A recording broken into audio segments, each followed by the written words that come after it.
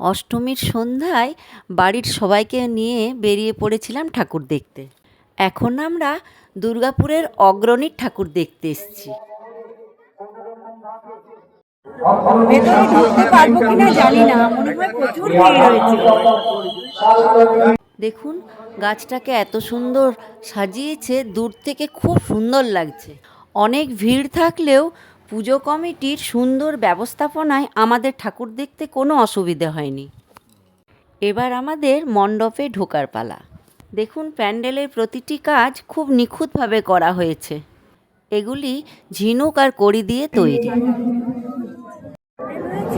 দেখে মুগ্ধ হয়ে গেলাম।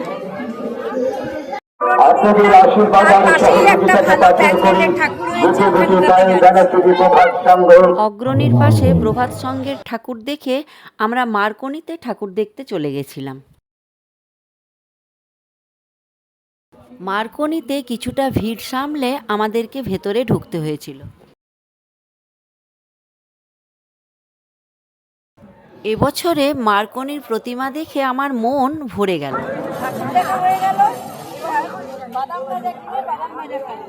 কি সুন্দর মেলা বসেছে দেখুন।